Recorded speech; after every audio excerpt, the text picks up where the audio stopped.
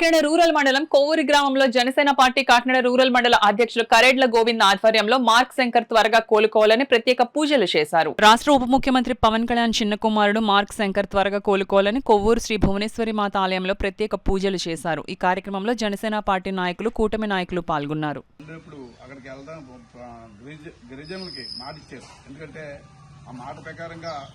కుమారుడు మరి సింగపూర్లో ఎలాగ యాక్సిడెంట్ ఉంది, అగ్ని ప్రమాదం జరిగింది అనగానే ఆయన ఎవరైనా సరే, నువ్వైనా నేనైనా ఎవరైనా సరే, ఏ ఎమ్మెల్యే అయినా మినిస్టర్ అయినా ఎవరైనా హఠాత్తుగా తన కొడుకు అగ్ని ప్రమాదంలో ఉన్నాడానికి పరిగెత్తుకుని పారిపోతారు. కానీ అక్కడికి నేను మాట ఇచ్చాను, గిరిజనులు మాట ఇచ్చాను కాబట్టి మాట ప్రకారంగా నేను అక్కడ గిరిజన ఉండి గ్రామంకి వెళ్ళి అక్కడ ప్రజలను సందర్శించి అక్కడ రోడ్లు శంకుస్థాపన చేసి మరి అతను అంత గొప్ప మనిషి ఎవరైనా ఉన్నట్టే పవన్ కళ్యాణ్ గారు. That is Pawan Kalyan.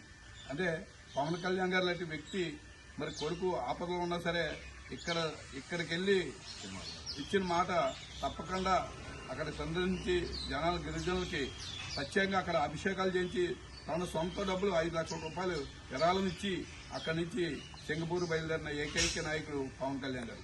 మరి పవన్ కళ్యాణ్ గారిని ఎంతో మరి రాష్ట్రానికే కాదు ఈ ప్రపంచంలో ఏకైక నాయకుడు ఎవరన్నంటే దట్ ఈజ్ పవన్ కళ్యాణ్.